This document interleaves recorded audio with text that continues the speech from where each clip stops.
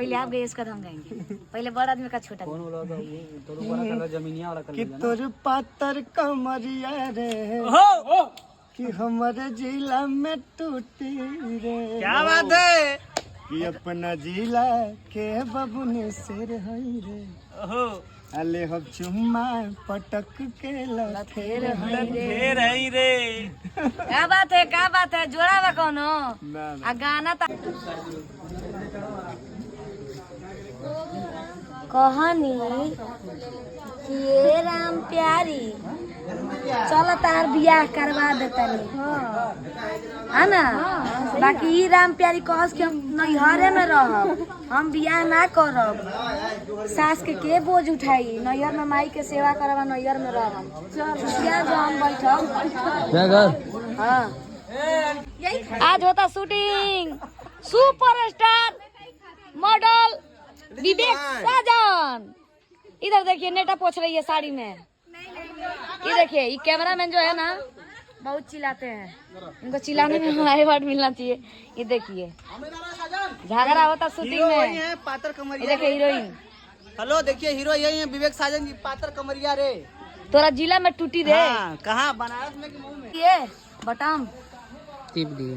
ये कौन है आप लोग बताइए जरा, बताइए कि तोरे पातर कमरिया रे हमारे जिला में टूटी रे। सर्वेसर नमस्ते मेरा प्रणाम। ब्लॉक है। और अंजलि जी बहुत अच्छा गाती हैं। रितु चौहान।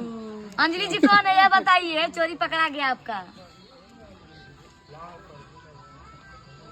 बोलिए। हम क्या बोले, ये मतलब बहुत अच्छा सिंगर है। मजाक कर रहे थे आप लोगों से, आपको चिढ़ाने के लिए बोला, ठीक है। देखे चुप हो गए, हम जा रहे हैं खिसिया के। नहीं हम इनको चिढ़ाने के लिए बोले। और बहुत अच्छा गाती है और इनका एक्टिंग जो है बहुत गजब का है।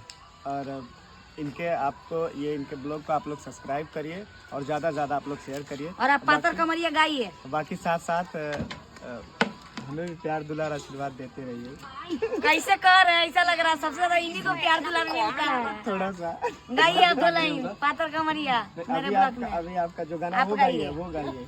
नहीं आप गाइए, मेरा हाथ बैठ गया है। अभी जो गाना नहीं आप आया। गाइए अरे अभी जो सर गाना- पातर कमरिया नहीं गाइए। मैं वो तो हम गा देंगे जो हाँ तो पहले आप गाइए उसका हम गाएंगे। पहले बड़ा आदमी का छोटा। कौन बोला था ये तोरो बड़ा कलर जमीनिया वाला कि कलर तोर पातर कमरिया रे कि हमारे जिला में टूटी रे। क्या बात है कि अपना जिला के बबुन सिर हई रे।